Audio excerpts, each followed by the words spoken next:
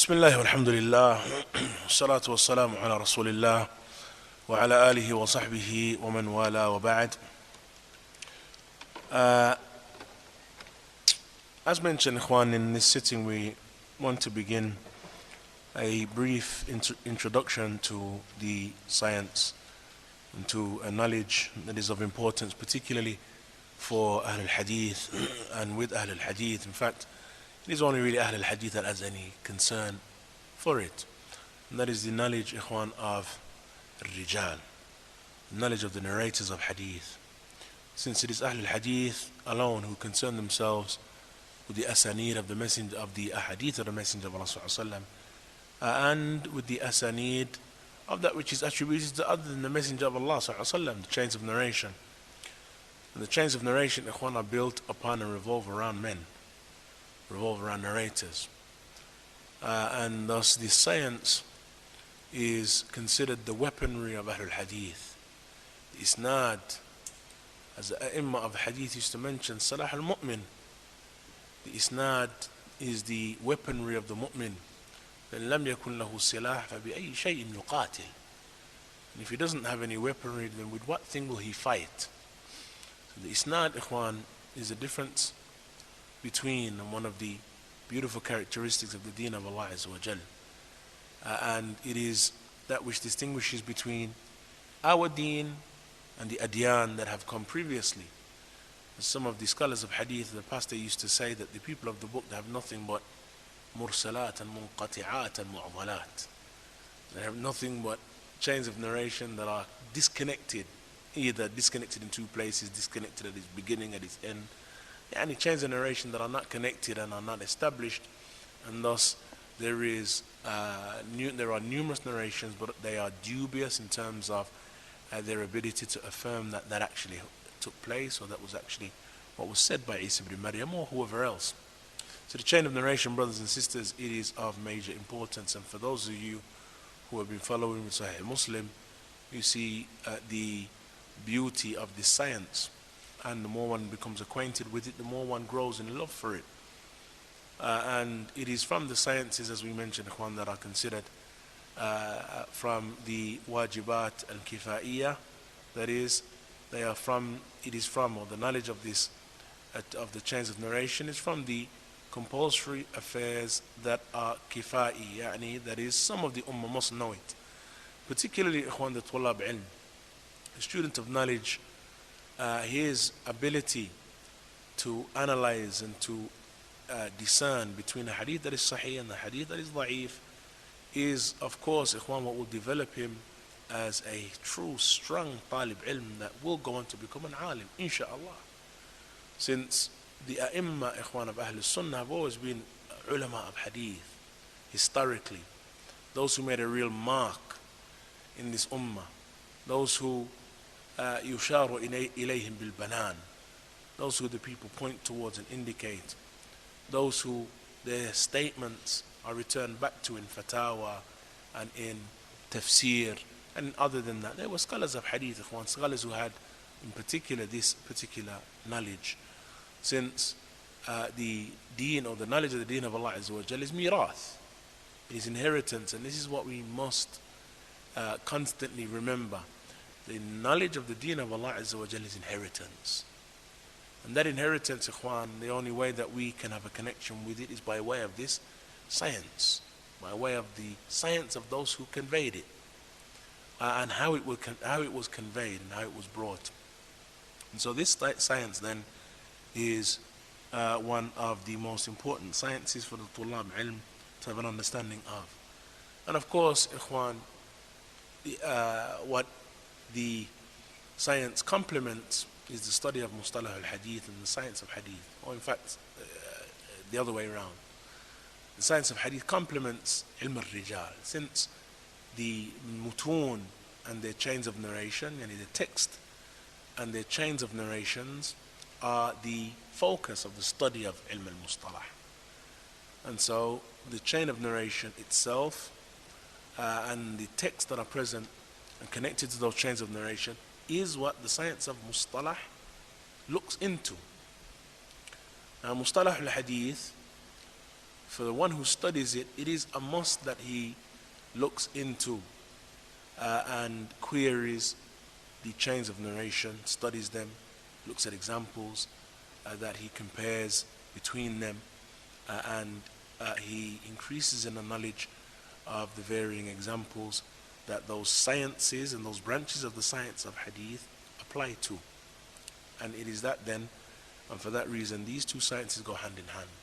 Science of Mustalah al-Hadith and Ilm ul-Rijaal. Since Mustalah is applied to the knowledge of Rijal and the knowledge of the narrators. So these sittings, Ikhwan, we intend we've interrupted Sahih Muslim for a few weeks. Inshallah, it won't be more than a few weeks. And the reason that we decided to do it was because of the fact that throughout our months so far of studying Sahih Muslim, we're coming across narrators, we're becoming more and more familiar with the asanid of Imam Muslim, and there are issues related to Rijal and asanid and the knowledge of isnad, of the isnad, that we need to be familiar with for us to really benefit from our study. So what we want to do in this session then is begin with the muqaddim, or the introduction of al-Hafidh ibn Hajar to Taqrib al-Tahdhib.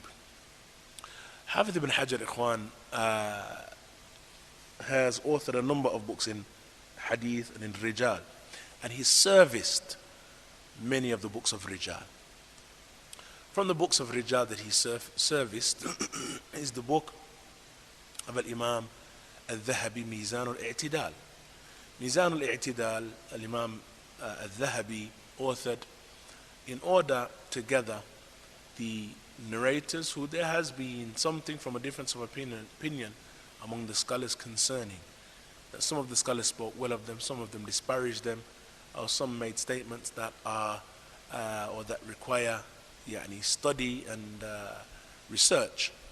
Imam al-Dhahabi authored Mizan al-I'tidal, then, or the Mizan, or the scales of balance, or the scales of justice rather, and he intended by way of it to gather those narrators that there has been something of a difference of opinion concerning, and what that difference is, and then come to a conclusion about what is most correct concerning the difference. Hafidh ibn Hajar, after Imam al-Dhahabi, came along and he wrote Lisan al-Mizan. He wrote Lisan al-Mizan. Lisan al-Mizan was an authorship that he wrote on and based upon Mizan al-I'tidal. The Lisan of the Mizan is not here, though it is literally translated, you probably translate it as the tongue of the scales. That is not what is intended. The Lisan of the Mizan is the indicator, is that needle or the pointer, and on those old scales you would have two pans and you'd have the needle in the middle. The needle in the middle is considered, or is called in the Lugha al-Arabiya, as Lisan al-Mizan. And so you'd put something on one end of the scale, put something on the other end of the scale, and you look at the Lisan. Where does it stop? And that is the weight. And so Hafidh ibn Hajar, when he done his commentary on Mizan al-I'tidal, he called his book Lisan al-Mizan. Yani Lisan al-Mizan al-I'tidal. And so he serviced many of the books, Ikhwan, of Rijal. And from the books that he serviced is a great book of Al-Hafiz Abul Ghani al-Maqdisi, Al-Kamal.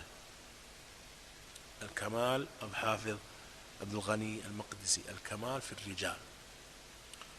Al-Hafiz Abdul Ghani al-Maqdisi wrote one of the biggest books, if not the biggest book, around the Rijal, or the narrators that occur in the Kutub as-Sitta. Though in essence the Kutub it encompasses the Kutub al-Tis'a, but the narrators within the books, the Kutub al-Sitta, and their other authorships, their other popular authorships. He gathered all of the narrators that are present within the 6 books, and he authored this book around all of those narrators. So he gathered them, he ordered them in alphabetical order, he made mention of their lineage, he made mention of something concerning the time of birth, the lifespan of the narrator. He mentioned who his shuyukh are, and he mentioned who his students were, and then he would mention something concerning the statements of Jarh wa Ta'deel of the scholars of his time. What did the scholars say about him? And so we have those four main areas: the narrator and his lineage. Secondly, we have that which is related to shuyukh, بعدين his tulab, and then the major section, Jarh wa Ta'deel, man athna alayhi wa man jaraha, who praised him and who spoke ill of him. What did they say? Where they said it. Along came after Al-Imam Abul Ghani al-Maqdisi, after he wrote this huge book, along came Al-Imam al-Mizzi, and the book of Abul Ghani al-Maqdisi is in some 50 volumes, though I don't know of its existence in our time. Al-Imam Hafiz al-Mizzi, he came along and he authored upon the book Al-Kamal, Tahdhib al-Kamal. And the term tahdhib, when something is إذا هذبت شيء, then you perfect it and you add to its beauty. And that adding to its beauty may be by taking away from it. And so the tahdhib, ikhwan, it is not correct to refer to a tahdhib as a summary. That is the mukhtasir. The tahdhib, the author who writes a tahdhib of another book, he comes to the book and he sees that the author didn't have to mention some of the things that he mentioned, so he removes it. And then he likewise sees that he should have actually mentioned something else, and so he adds to it. And so the one who makes a tahdhib, he adds and he takes away and he perfects the book. And so he removes what he believes was not necessary to be mentioned, or you could do without, and he adds what he believes should be mentioned. And so that was authored, and that was done by Al-Imam Al-Mizzi. Al-Imam Al-Mizzi. Thereon after Al-Imam Hafid ibn Hajar, he approached the book of Imam Al-Mizzi, Tahdhib al-Kamal. Remember, the original book is Al-Kamal. Then we have Tahdhib al-Kamal of Al-Mizzi. Along came Hafid ibn Hajar and he wrote Tahdhib al-Tahdhib. That is, that he approached the Tahdhib al-Kamal of Hafid al-Mizzi and he decided that there was still work to be done. And it was still too much, or there was still things that could have been removed, and there was still perfecting to be done. So Hafid ibn Hajar, he added to the book, he took away from the book, and he perfected the book further. And Tahdhib al-Tahdhib then, Hafid ibn Hajar, from its benefits, for example, Hafid ibn Hajar may add in places additional statements of Jarh wa Ta'deel that were not mentioned in the origin. Or he adds, for example, other important individuals from among the shuyukh of that narrator or his talamid. Or mathalan, he adds, which is from the most beneficial elements of Tahdhib al-Tahdhib, he adds the tamyiz. Hafid ibn Hajar, in places, he'll mention the narrator, and then after the biography he mentions tamyiz. And that tamyiz is that which Hafid ibn Hajar added to Tahdhib al-Kamal by making a difference between Muhammad ibn Ali al-Maqdisi here and another Muhammad ibn Ali al-Maqdisi that may possibly be of a similar tabaqa, similar level, and very much resemblant to the one that was mentioned in Tahdhib al-Kamal. And so he mentions tamyiz, and then he adds Muhammad ibn Ali al-Maqdisi and the difference between him and him. And that is one of the great benefits of Tahdhib al-Tahdhib, because there is one of the greatest areas where the scholars of hadith err in making a hadith da'if or weak or strong and authentic is the errors that are made concerning confusing between one narrator and another. Hafiz ibn Hajar, he adds those sections to the book. Similarly, from the benefits of the book is Dabt al-Asma. It's one of the greatest of the benefits of the book. Dabt al-Asma, as is the case with Taqrib. Dabt al-Asma, Hafiz ibn Hajar will come along and he'll make a difference, for example, between Qubaysa and Qabisa. Naturally, in the early days, those names were written without Fatha, Kasra, Dhamma, and what have you. And so one may not make a difference between Qubaysa and Qabisa. Hafiz ibn Hajar, he makes that tamyiz, makes a difference between this narrator, who one may believe is Qubaysa but is actually Qabisa, and that one who one believes is Qabisa but is Qubaysa. So there are numerous benefits that Hafiz ibn Hajar brought to Tahdhib al-Kamal, perfecting the work, the original work of Abdul Ghani al-Maqdisi and the Tahdhib of Imam Mizzi. After he wrote Tahdhib al-Tahdhib, he himself approached Tahdhib al-Tahdhib. And he said, after I wrote Tahdhib al-Tahdhib, then I saw that I should write this book. And that is a reference here to Taqrib al-Tahdhib. Taqrib al-Tahdhib is the smaller of all of the works that revolve around al-Kamal. And basically what Hafiz ibn Hajar does in Taqrib is, if we look first and foremost at the reason behind the authorship of al-Kamal, the reason Abdul Ghani al-Maqdisi and every other scholar of hadith, like the Imam al-Razi, like al-Imam al-Bukhari with his Tarikh, Imam al-Razi with Jarh wa Ta'dil, and all of the books of Rijal, they were authored with the intent of gathering the narrators and what the scholars have said concerning them, and seeing whether or not these are narrators that we can rely upon if they occur in a chain of narration, or narrators who are to be rejected. In some cases, coming to that conclusion is categorical and simple, because we're speaking about one of the mountains of knowledge. And so there isn't much that needs to be said concerning whether or not he's trustworthy. Al-Imam al-Zuhri, Sulaiman ibn Mihran al-A'mash, Ibrahim al-Nakha'i, Sufyan al-Thawri, Sufyan ibn Uyayna, Hisham al-Dustawai, yani a'imma rijal, jibal.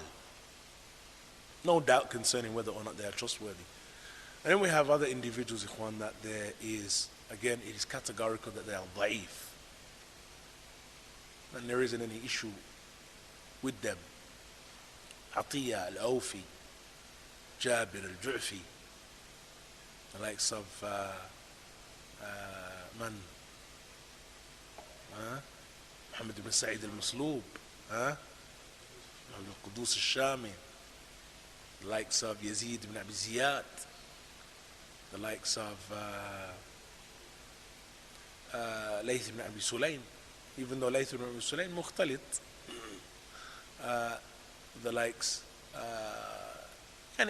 or individuals who, though they are, and they occur oftentimes in many of the asanid of hadith, they are narrators who are categorically da'if. Rishdin ibn Sa'd, those narrators well known for being da'if, weak. Then between them, we have those narrators, ikhwan, who there is, because of the manner in which the scholars have spoken about them, it requires nazar. We have to look into the affair. Some of them appear to praise that narrator, some of them appear to dispraise the narrator. What do we do? And this is the realm of ijtihad, and that is the realm, brothers and sisters, that the affair of jarh wa ta'deel is when it becomes tricky and requires true knowledge.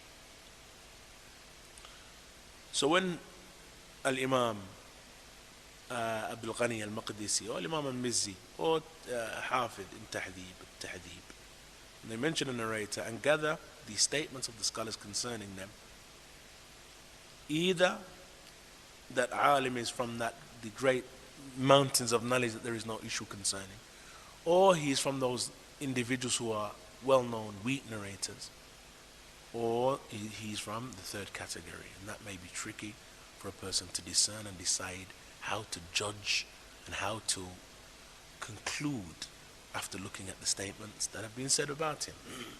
So Hafidh ibn Hajar decided that he was going to write another book, and that book would be of great benefit, particularly to the new student of knowledge in hadith, and likewise for the alim of hadith that may not have reached the level of ijtihad in hadith that Hafidh ibn Hajar himself reached.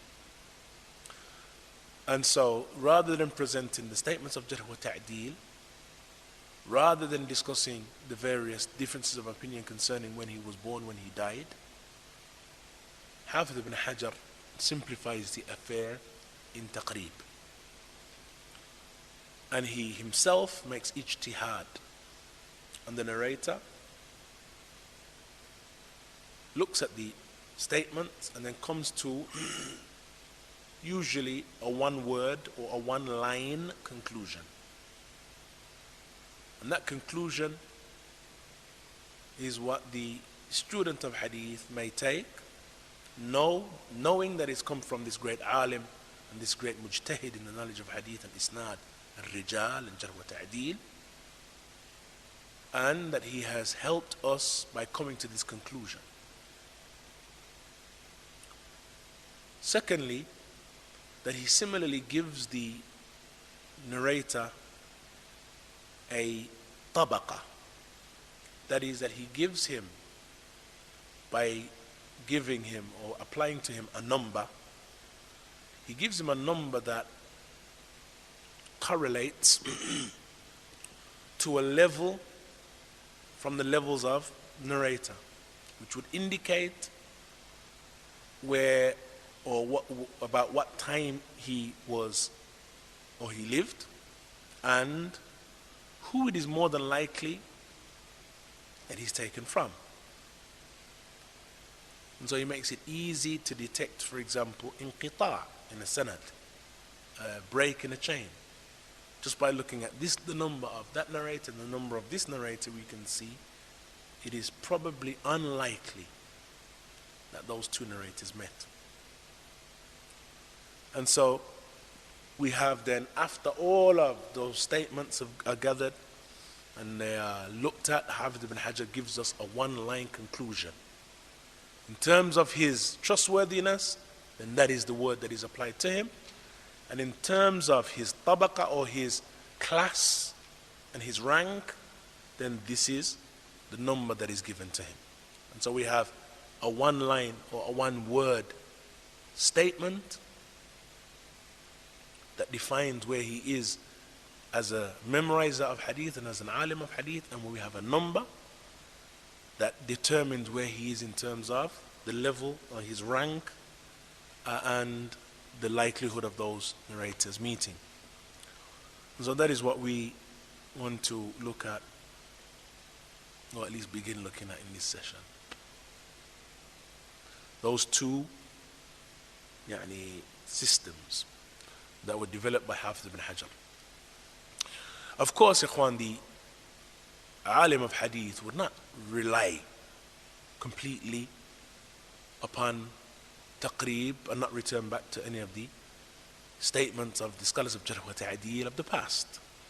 Taqrib, na'am, it is of benefit and one receives aid from it, but one wouldn't rely upon it completely.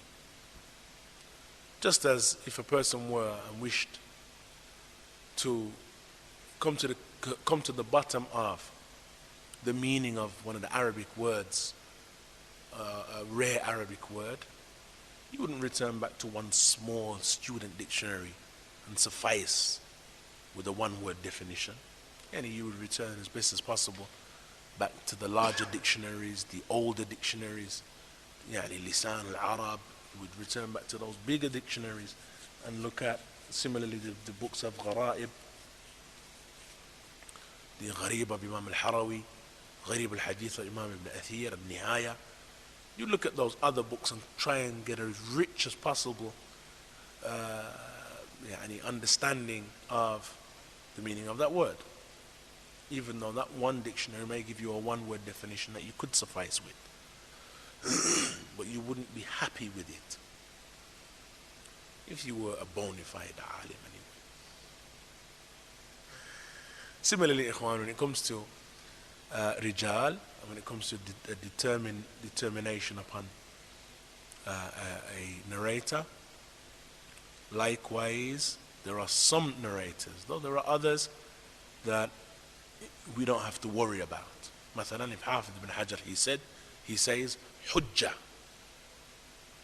or he says thiqatun hafidh, or he says thiqatun thiqa, or thiqatun thabt. Ordinarily, ikhwan, you don't have to worry about his trustworthiness, though there may well be other issues related to the isnad. There may still be a break in the chain, there could still be other issues, but in terms of is he trustworthy, then we wouldn't really worry. But as we go further down the levels of grade and the levels of statement, we may need to return back to the earlier statements of the scholars. So Hafid ibn Hajar then, in the Muqaddimah and in the introduction, he begins first and foremost by looking at the levels of the narrator, and that is as it relates to the statements of the scholars of Jarh wa Ta'deel about the narrator. So the scholars of Jarh wa Ta'deel would make a statement concerning certain individuals, and it is those statements that are gathered, and then Hafid ibn Hajar, he comes to a conclusion in relation to them.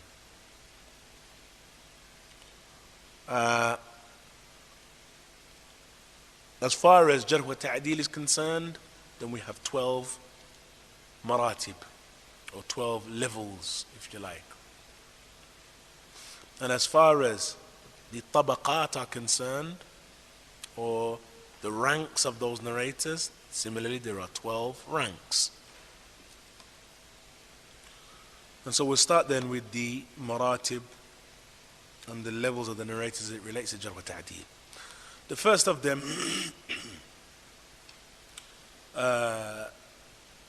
we'll mention them and then we'll categorize them and look at how one benefits from the knowledge of the levels. The first of them, ikhwan, is the Sahaba. Hafid ibn Hajar doesn't really enter into much discussion concerning them because there isn't much to discuss. Sahaba, Sahaba. Yani, the only thing that is looked at is if one were to yatafarra', you would look at the definition of the Sahaba and so on, and all who the companions, who there is some, or individuals who there is some difference about was he a companion or not. But that is not our discussion here, that is not our issue here. The issue here is the levels as it relates to Jarh wa Ta'deel. Sahaba, there isn't any issue, since there isn't an analysis or a discussion of trustworthy or not trustworthy. All of the Sahaba are udul. None of the companions, ikhwan, there is any issue in relation to accepting their narrations. The only thing that we have to affirm is that truly he was a companion.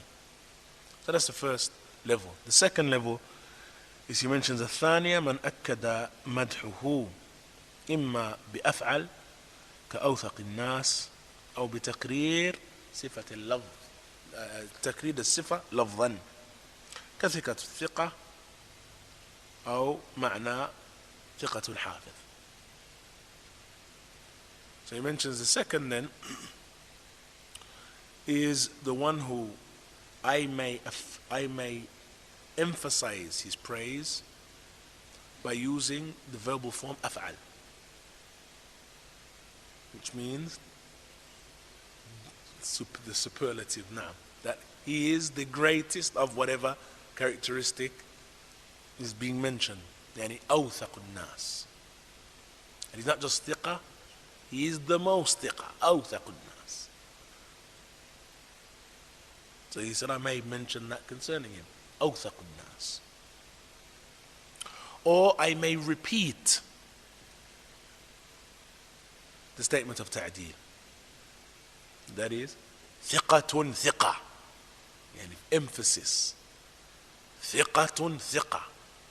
And not just ثقة, let me let you know. ثقة ثقة. Or he said, I use a word similar. ثقة حافظ.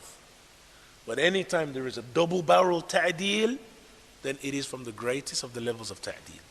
ثقة ثقة, ثقة حافظ, ثقة ثبت is from the higher levels of ta'deel. أيوة. Superlative. أوثق الناس, يعني the most trustworthy, the most ثقة.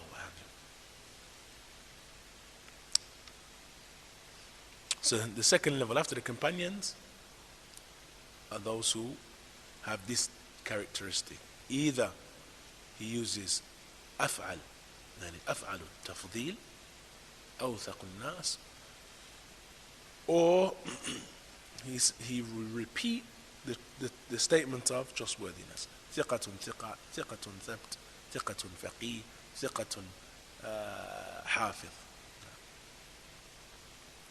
Thirdly, من أفرد بصفة. Thirdly, the one who he mentions, I أفرد. That is, I mention the description singularly, in a singular manner. I mention the description or the ta'deel in a singular manner. And that is that I just say ثقة. Or متقن. متقن meaning يعني precise. كمصحف, which is another one, which is another form of تعديل. كمصحف أو كأنه مصحف. يعني it is as though he's a mushaf. That is in terms of authenticity. كأنه مصحف.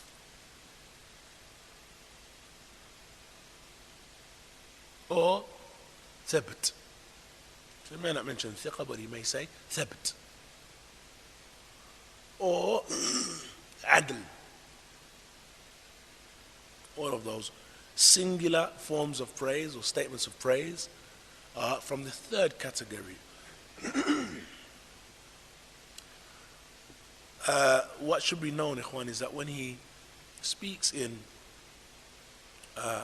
he mentions these statements of praise, he won't say, we're not looking for a number here. So he won't say, for example, this Durawi Thalatha, meaning thiqa. No. Here he's categorizing them, he numbers them here, but in practice, he'll actually mention thiqa, thiqatun thabt, awthaqun nas, and what have you, mention the statement. So we're not looking at the numbers here, whereas in the next section, we will need to remember the numbers that are being mentioned. Now, so that is the first, or those are the first three. Those first three are considered statements of tawthiq, statements of praise. The one who receives them is ahadith sahiha. So these first three, they're ahadith sahiha.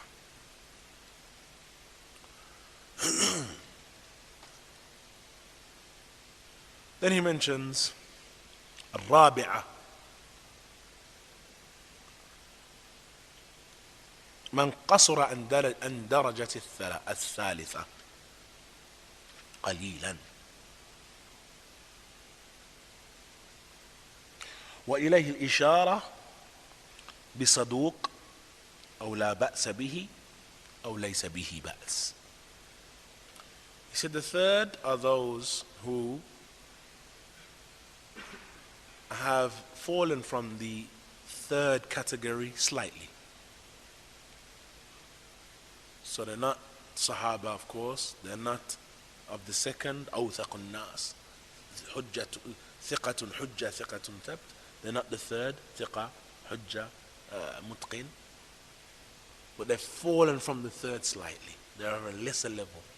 And this ordinarily as it relates to integrity, as it relates to memory.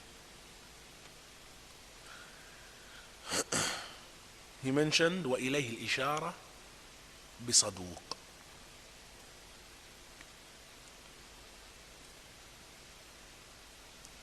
And he said with this I indicate with this and refer to him as صدوق or لا بأس به.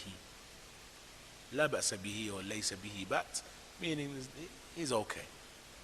He's okay. Good to translate it now. He's not bad. He's not bad. He's not bad. Sometimes they would make an ishara or make an indication with the hand, for example.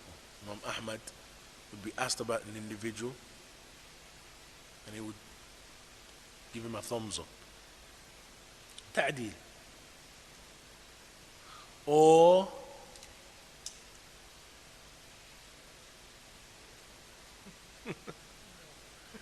not bad, لا بأس, صدوق يعني, from that type. Or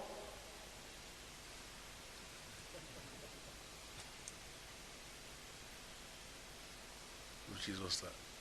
Huh? جرح. يعني زفت.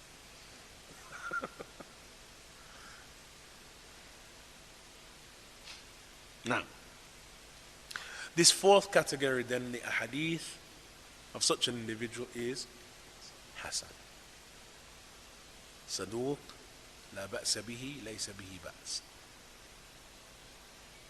So if you have a chain of narration, the first narrator after the companion is أوثق الناس. Second narrator, حجة, ثقة حجة. The third narrator, ثقة ثقة. The fourth narrator, لا بأس به. The fifth narrator, أوثق الناس. The hadith is Hasan. Consider it يعني, with the condition that all of the other necessary conditions are present. It's the, just as a normal chain is as strong as its weakest link. كما يقولون. No. No. الخامسة من قصر عن الرابع قليلا. The fifth is the one who is slightly lower than the fourth. This fifth level. He said, and I indicate this individual with the statement صدوق سيء الحفظ, صدوق يهم, أو صدوق له أوهام, أو صدوق يخطئ, أو تغير بأخره, أو هي منشد ويلتحق بذلك من رمي بنوع من البدعة كالتشيع والقدر والنصب والإرجاء والتجهم مع بيان الداعية من غيره. He said, so this fifth level, it's on a slightly lesser level than the fourth, and I indicate this individual by saying صدوق سيء الحفظ. He's صدوق. صدوق literally meaning truthful, but there's a difference between, see, with the fourth we have صدوق without anything coupled to it, and that he is sound and trustworthy, truthful, though he's on a lesser level, slightly lesser level. Whereas صدوق سيء الحفظ, it's praise and dispraise at the same time. And that is, he's good, but there are issues. And those issues must be observed. Those issues must be taken into consideration. So it's praise and dispraise at the same time.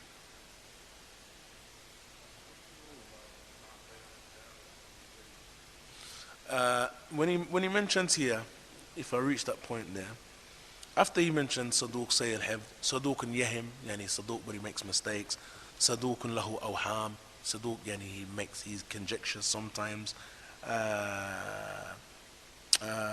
Saduqun Yukhti, he's Saduq, but he makes mistakes. Then he mentions, or Taghayyara bi Akhara, yani he changed towards the end of his life. Then he mentions, and from this category is the داعية إلى البدعة عفوا is من رمي بنوع من البدعة. The one is accused with bid'ah, he's been accused of a bid'ah, and I make a difference between the da'i and the non and the one who doesn't call.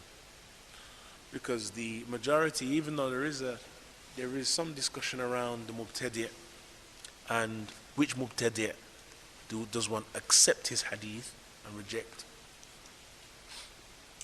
The majority of Ahl al-Hadith make a difference between the mubtadi' that is trustworthy in hadith, that one may consider his ahadith, and the mubtadi' that is a caller to his bid'ah.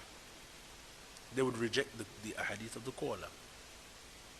But if he wasn't a caller, then the only thing that they would look at is, does the riwayah, does the hadith support his bid'ah?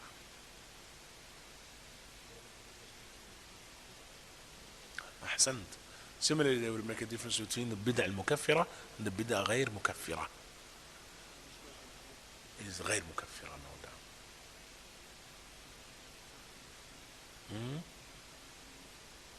أيوة.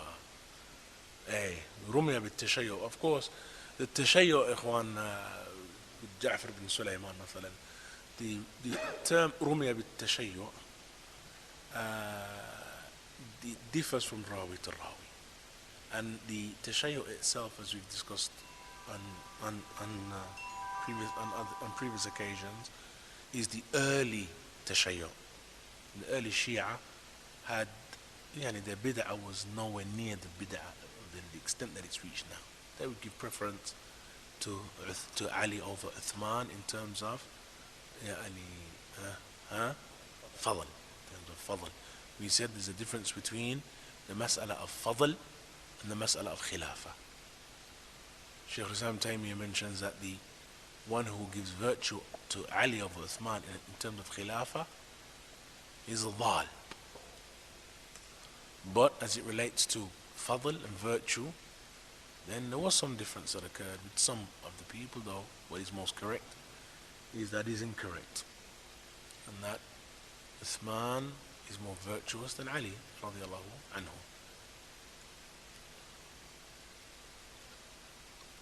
anhu. Now, so there's a difference between then the one who is upon a bid'ah and calls to it, and the one who doesn't call to it, and the one who doesn't call to it, but his narration supports the bid'ah that he's upon. And they would ordinarily reject the hadith of the mubtadi' if the meaning of the hadith supports what he was upon, and he was the only individual that narrated that hadith. So that is the daraja al-khamisa. The daraja al-khamisa, or the martaba al-khamisa, this fifth level, is the most problematic of all of the levels in these maratib. Since there isn't a clear-cut statement concerning the ahadith that are present within this martaba. From the ahadith, those ahadith that may be closer to husn, closer to being hasan, and then from them, which is probably the majority, are those ahadith which are da'if, but yasluh lil-shawahid wal mutaba'at. They're da'if, but they may be used to support another hadith. And so the weakness is not necessarily bad. No.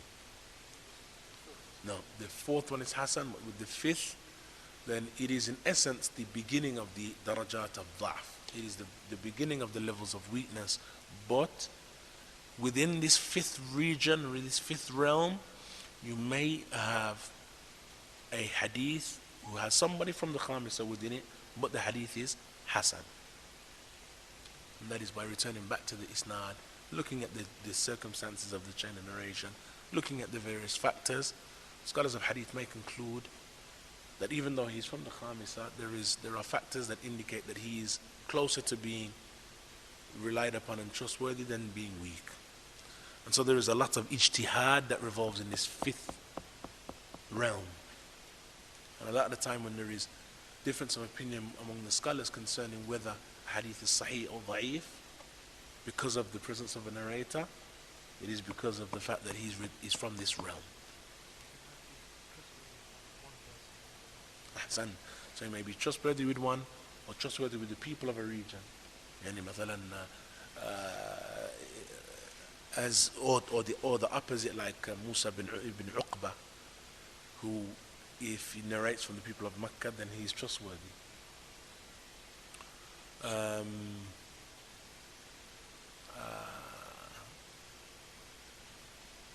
Or like the tadlis of Sufyan, who narrates from the Kufiyun, then it's accepted. And indeed, there are examples where there are certain circumstances, based upon those circumstances specific to that narrator. Here, even though it may ordinarily be rejected, here there are factors that cause us to accept that narration. Ismail ibn Iyash, مثلا, and his narration from Musa ibn Uqba. So the fifth darajah, or the fifth level, is a level, ikhwan, that is probably one of the biggest areas of ijtihad.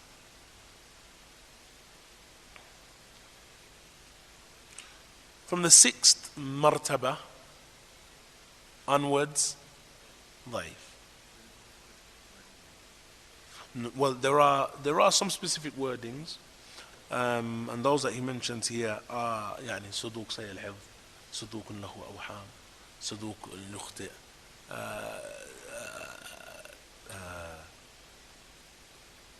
تغير بأخره. That those wordings or those statements are statements that if we come across them, صدوق له أوهام, he's صدوق, but he has أوهام, he has mistakes, he has errors, or he conjectures. Whenever we find that statement, then the asl and the origin is that the narrator and that narration is weak. And Shaykh al-Albani, oftentimes you'll see him reject a hadith based upon the fact that in it is fulan and he is saduqun sayyul hifz. And on the basis of that, the hadith is da'if.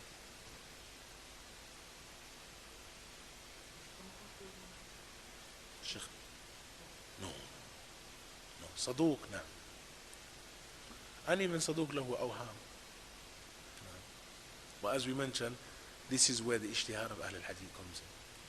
So Imam Muslim, if he does mention this nawa' or this category, then it is not is a reason, which is the point that we're making. It's not these Ilm al-Hadith is not categorical. خلاص صدوق سيء الحفظ, rejected. Such and such, accepted. It's not categorical. And that each hadith, there has to be a dirasa around the hadith. There are circumstances related to the hadith. And the Imam, the likes of Imam Muslim, Imam Bukhari, when they would gather them and collect those types of narrators in a hadith that is within their sahih, they did so because they knew there were other supportive factors that on the basis of it we accept that narration.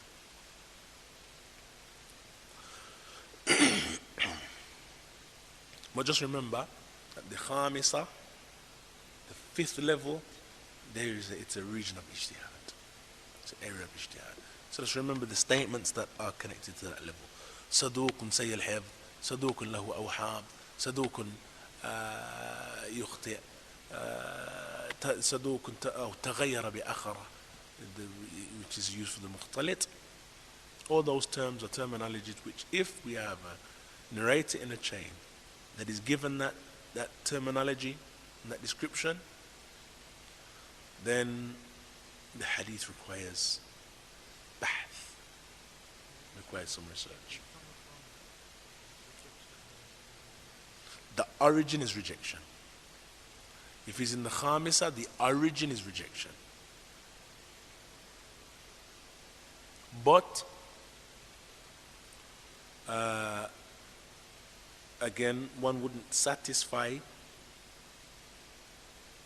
with just rejecting him purely on the basis of the fact that Hafid said.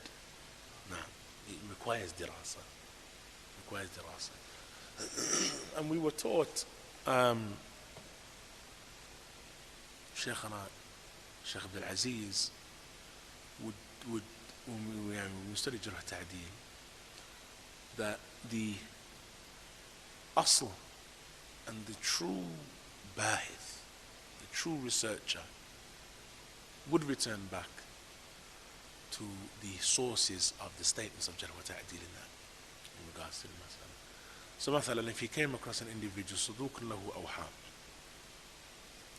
you'd return back to Tahdhib al-Kamal, number one, and then you would look at who said what. Imam al-Nasa'i said such and such, Daraqutni said such and such, Al-Razi said such and such, Aboo Hakeem said such and such. You return back to those statements, and then you would analyze them. Then, number two, you return back to the sources of those statements. And so, you return back as it relates to Imam al-Nasa'i al-Matrukin, you return back to the statements of Imam Ahmad, to the Su'alat of Imam Ahmad, the statements of Ibn Abi Hatim, مثلا, you return back to al-Jarh wa Ta'deel. Statements of Imam al-Bukhari, you return back to Tawarikh, Tarikh al-Kabir, Tarikh al-Saghir, so you go back to the sources of those statements of Jarh wa Ta'deel and gather them, because ahyanan, sometimes, just as when Hafidh ibn Hajar quotes in Fath al-Bari, explanation of Bukhari, and he quotes from somebody else, he quotes it, what he sees to be relevant to the issue. But if you return back to the book of the alim that he quotes from, there's kalam that was before it, kalam that comes after it.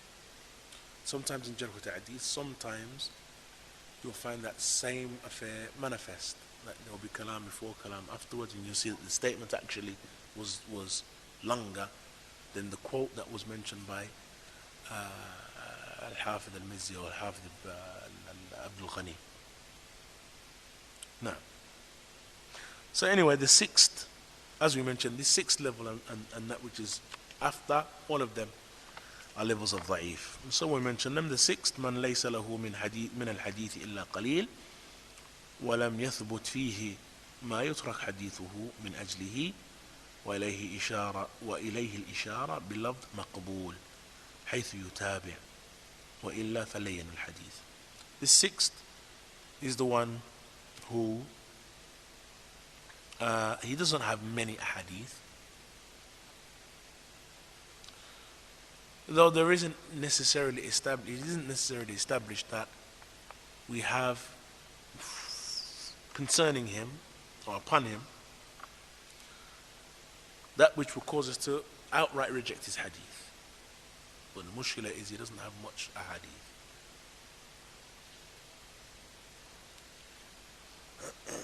And so he himself is not really well known.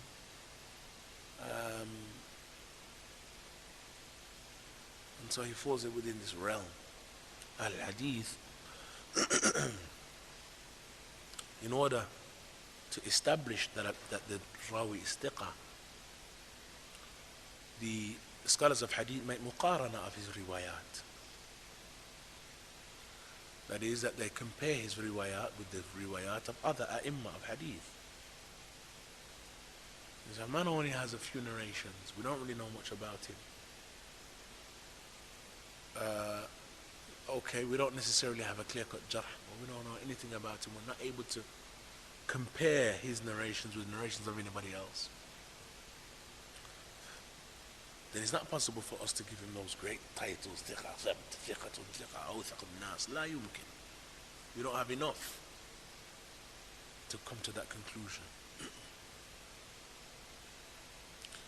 And this will indicate to you, Ikhwan, the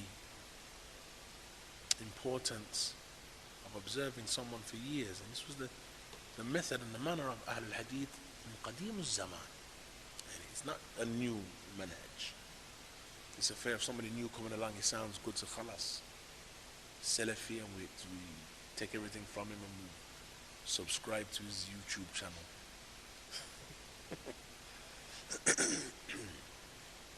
It's a new methodology. Ahl al-Hadith never knew this. Rather, they would gather the riwayat of an individual. The fact that a person had little riwayah was a problem.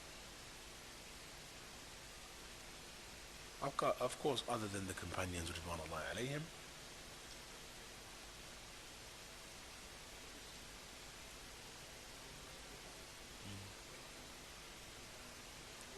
he's considered maqbool only as support. That's right. He can be used to support, and his narrations are accepted if he has support. But naturally, the reality would be, if you're looking at, it's one of the same. So in essence, he just adds something from strength to a narration that we're already looking at. حيث يتابع. نعم. مقبول حيث يتابع. يعني مقبول literally means accepted. That is, if he's followed. And so intabi, because the one who doesn't know may come across, we look at the hadith, look at the narrator, Hafidh ibn Hajar in Taqrib, he says maqbool. And maqbool, it sounds good. Accepted. With the hadith, la. Maqbool means actually he isn't accepted. The reality. He's only accepted if he's supported. But if he's supported, then we'll accept him. And so if we have a few people of that nature coming together, then no, يمكن يعني no, يمكن. And that's why he says here مقبول حيث يتابع وإلا فلين الحديث. He says accepted if he's followed and supported, otherwise he's layin al-hadith, he's weak in hadith.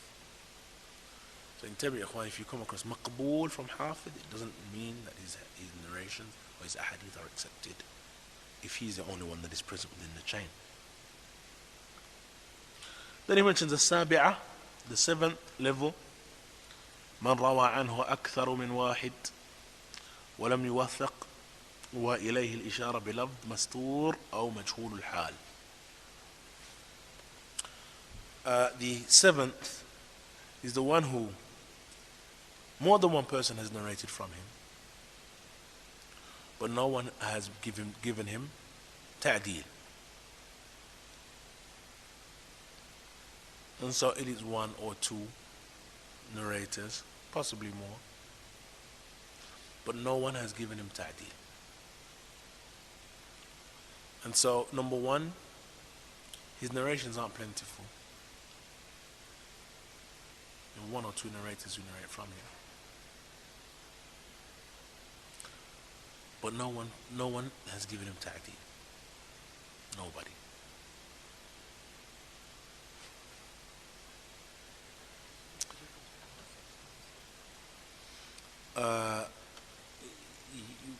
As far as the two, you mean the maqbool and the one who is, no, the one who is of the seventh level, he in essence is, the seventh, that is, he's what is known as the majhul al-hal. And so the only thing that we know about him is that he exists because of the fact that one or two people have narrated from him. So we know that he exists. He's a real person. And that is about all we know about him. So there's a problem. Ahsant. That he'll consider him thiqa. Or he not necessarily consider him thiqa, but he adds him to his book of thiqat. The asl was yani, uprightness and adala and so on. So you add him to the book. In actuality, his hal is unknown. His state is unknown. So you have to make a difference between man wathaqahu ibn Hibban wa man dhakarahu ibn Hibban. That if Ibn Hibban makes tawthiq of him, then his tawthiq is jayd. Ibn Hibban, if he makes tawthiq, his tawthiq is jayd. He's like the tawthiq of the great A'immah. If he says thiqa, then it's jayd. The problem is if he adds him to the book without mentioning anything about him. So he's in thiqat, he mentions him in thiqat, but there's no mention of thiqat or any statement. This is where the problem lies.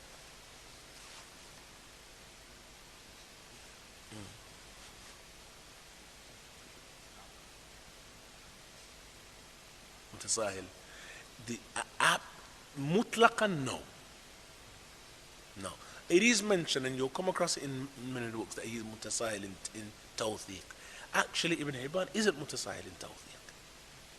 It's the principle that he has of mentioning the majhul in his book. But if he actually makes tawthiq, then his tawthiq is jayd. So in that sense, because of the principle, he is mutasahil. But it isn't that he applies the verdict to someone that doesn't deserve it necessarily. If you understand, if you see the difference. If I say he is thiqa, and then when you observe my instances of saying his thiqa, then I give that title to people who, this man is, and I'm giving him the title thiqa. Then it is said mutasahil. He's easygoing, gives anybody tawthiq. But there's a difference between that and me having a principle that I work with that causes me to add people I don't know into my book. So I've got a book about thiqat. I add the name based upon the fact that the origin is, so the principle is mutasahil. But himself, if he actually gives tawthiq, his tawthiq is jayd. So, no, ahsant. So the book of thiqat, why you have to be careful and be clear is because Ahlul Bid'ah will use it. They will say somebody who nobody from A'imma of Hadith have made tawthiq of. They'll say, Yakhi, Ibn Hibban mentions him in thiqat. Or he's in thiqat. No. They'll go one step further. They'll say, Ibn Hibban says he's trustworthy. He's in thiqat. For him, you return back to the Rawi, you return back to the biography. He's just mentioned. No jarh, no ta'deed.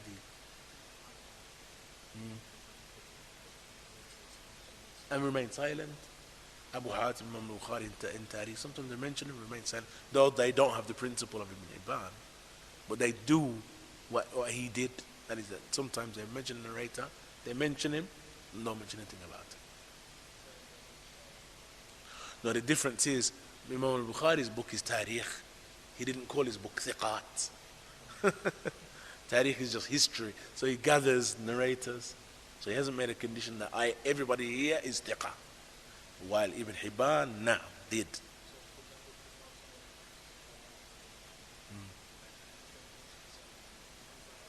Then khalas, there isn't now, it's not now upon us to say, well, he is trustworthy because Bukhari mentioned him necessarily.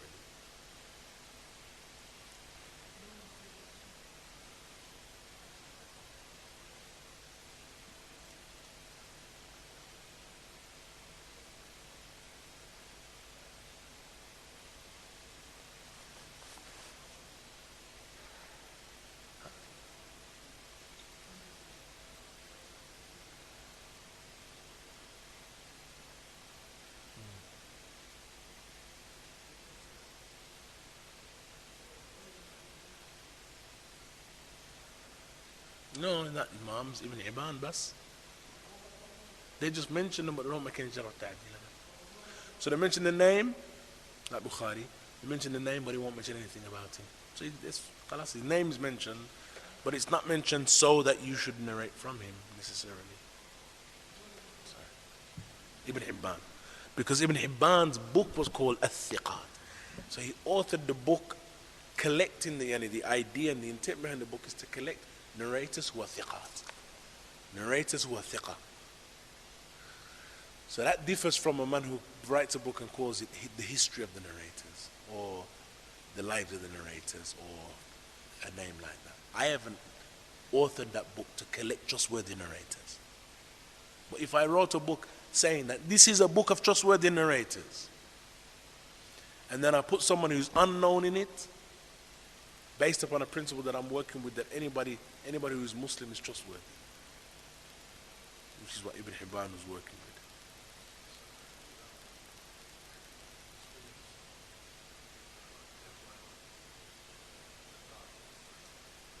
That the Ahl al-Ilm themselves have analyzed that, and he himself does have, Ibn Hibban himself, he himself has some kalam. That's when he explains his methodology with the book. Whosoever he knows of that, I don't know of a jarh or a ta'deel concerning them, فإني some kalam around that I'll mention them. Of Tawfiq, he does as well now. He mentions it in the introduction. So this level then is what is known as Majhul al-Hal. Majhul al-Hal, or also known as the Mastur, is the one who we don't know anything about him, but we know he exists. And how we know he exists is that we've had one or two people, we had a few people narrating from him. So we know that he exists because people have narrated from him, but we don't know anything about him.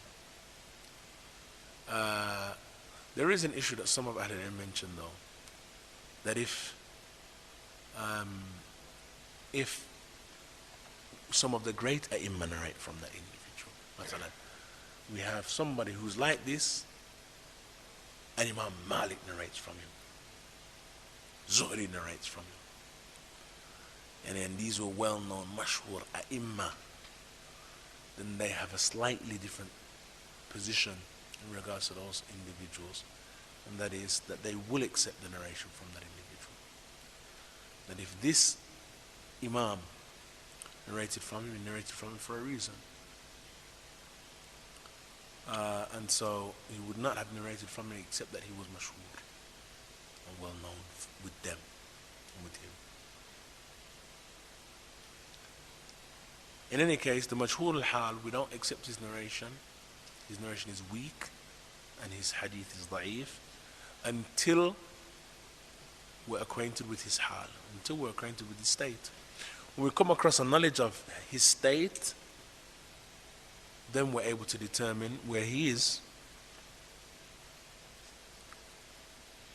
That it's in what this Ahl al-Ilm mentioned, that his narration not in the hayz or in the da'ira or the circle of da'af. Majhul bas. Majhul. So with just because of his presence, he's majhul, and we're unable to come to any determination concerning. So they don't oppress him and call him da'if when they don't know, but they'll say majhul al-hal فنتوقف في تصحيح إسناده. So we're not able to pass a verdict or to authenticate his isnad because we don't know who he is. So let's try and get to the end of this, the list. الثامنة, the eighth, is من لم يوجد فيه توثيق معتبر ووجد فيه إطلاق الضعف ولو لم يفسر وإليه الإشارة بالضعيف. This eighth is the one who we don't have anyone praising him from any of the bona fide scholars of Jarh wa Ta'deel,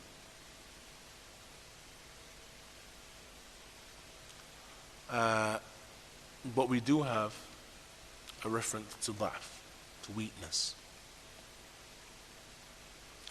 Even if it is not mufassar, even if there isn't detail concerning him. That is, even if it's not detailed what his weakness is. But we have nobody has praised him from the scholars of hadith. What we do have is a reference to da'f, to weakness.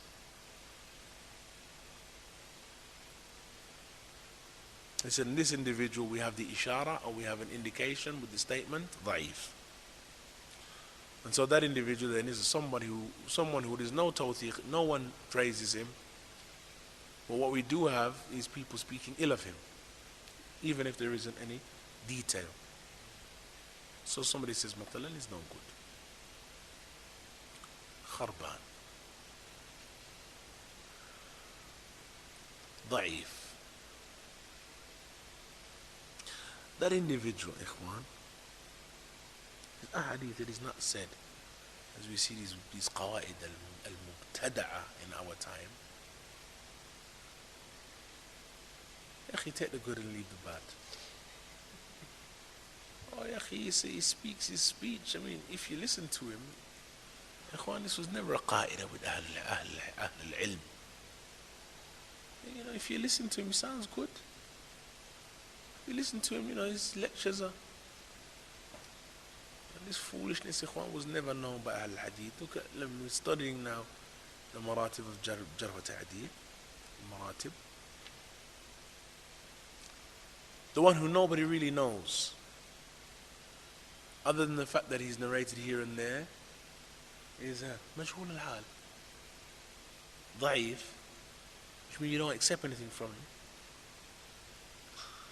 Again, look at it, affairs have changed. Start a YouTube channel. Upload a few videos. You get some following, people follow you before you know it. You have 1 million subscribers. And you become Sheikh Fulan. هكذا. Sheikh Fulan. And then you're invited to cities to lecture. And the people follow you. Mushkila, wallahi musiba. And then you do a few magic tricks, make your da'wah interesting, and you're followed. Now, so the 8th then is da'if. That is, he has some narrations, but nobody has made tawthiq of him, nobody praises him. And what we do though have are statements of dispraise. Again, ikhwan, what it indicates is the methodology of Ahl al-Hadith in speaking about people and accepting statements even if they're not explained, particularly for the one who's unknown. So a person is unknown, and from the people of Sunnah and the people of Hadith are those who have spoken ill concerning him. Ahl al-Hadith would accept that, even if it wasn't explained, even if it wasn't detailed. التاسعة من لم يروي عنه غير واحد ولم يوثق وإليه الإشارة بمجهول. The 9th is the one who there's only one person who's narrated from him, and he has not been praised. This individual is referred to as majhul, and it is what is known as majhul al-ain. The majhul al-ain is the one that there's only one narrator narrates from him, so we've come across his name because of that one narrator. But who is he exactly? Just one man knows him, and there's no tawthiq, no statement about him. Who is he? And so he is worse than the first majhul. Majhul al-hal, the only thing that we're ignorant of is his state. So we know that he exists, we know that he is a narrator as well. A few people have narrated from him. With this individual, we don't know of his state and we don't know who he is. at all. He himself is unknown. Only one narrator narrates from him. The 10th, من لم يوثق البتة وضعف مع ذلك بقادح وإليه الإشارة بمتروك أو متروك الحديث أو واهي الحديث أو ساقط. The 10th is the one who has not been given any statement of praise ever, and in addition to that he has been disparaged with that which is a considered statement of jarh, and a statement of jarh that will affect him, qadih. He said, and I indicate this individual by saying matruk, abandoned, or matruk al-hadith, or wahi, or saqit. All of these statements in reference to an individual who is outright abandoned. Yani his ahadith are da'if jiddan, not just da'if jiddan. Yeah, it's similar uses. Saqit يعني forget it, finish. ساقط. نفس الاستعمال. جزء عاشر from the tasi onwards, it is possible that we have among the from tasi onwards ضعيف جدا. نعم.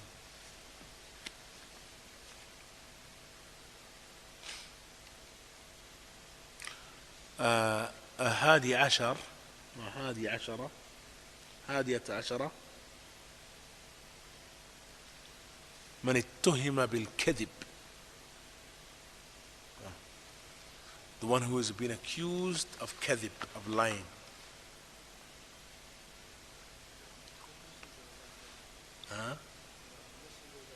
In general.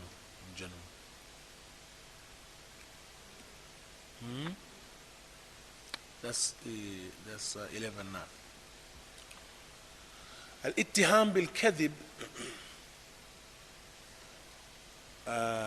is of two types. We have kadhib in hadith al-nas and kadhib in the hadith of the Messenger sallallahu alaihi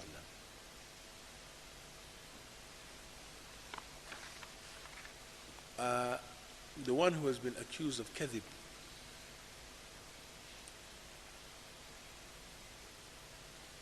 with the ahadith of the Messenger sallallahu alaihi wasallam,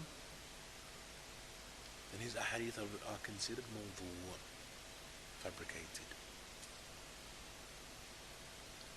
And so the hadith that is mawdu', it doesn't necessitate that we know with knowledge, and we have knowledge that the hadith has been created. All that we need to have is someone accused of lying upon the Messenger of Allah sallallahu alaihi wasallam in his chain of narration. It is considered mawdu'.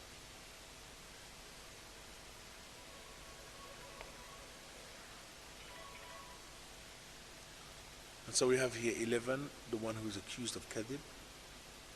12, من أطلق عليه اسم الكذاب أو اسم الكذب والوضع, the one who kadhib and wada' has been attributed to him, and so that wada' is fabrication. Unrestricted is a liar. Unrestricted. Whereas the one before, man ittuhima bil kadhib, and he's been accused of lying. Whereas this one, there's no doubt, is a kadhab, liar, established, thabit. And so the accusation of kadhib is sufficient to have his hadith rejected if the accusation comes from alim from the A'imma of Jarh wa Ta'deel. If it comes from someone, yani from the A'imma, from the ulama, from those who have knowledge of Jarh wa Ta'deel, people of Sunnah, then it is sufficient to have the ittiham of kadhib. That is, the accusation of kadhib. Sufficient.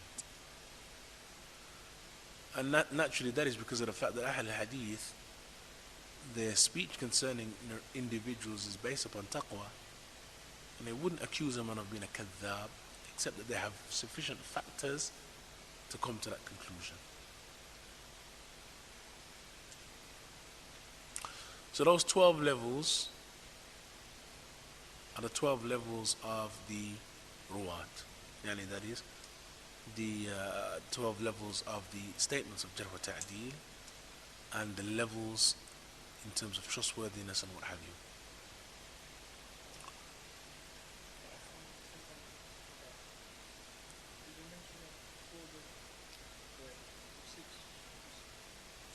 From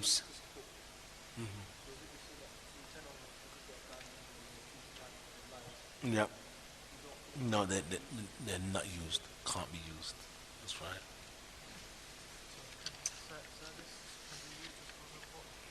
Could be used for support.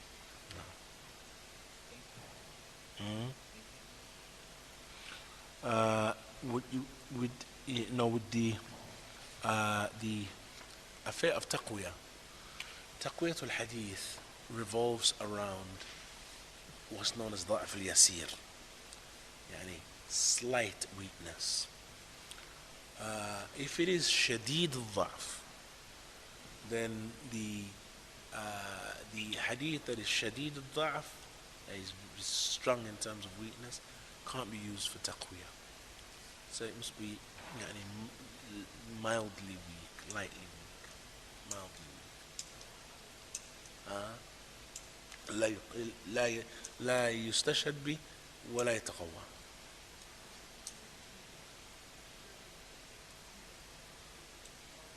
And 12 is, no, the 12 is established you're a liar. Yani you're an established kadhab or fabricator upon the Messenger of Allah. Whereas with the 11th, it is sufficient that you've lied, and you're a liar even with just the speech of the people, not lying upon the Messenger. يلا يا إخوان سبحانك اللهم وبحمدك أشهد أن لا إله إلا أنت أستغفرك وأتوب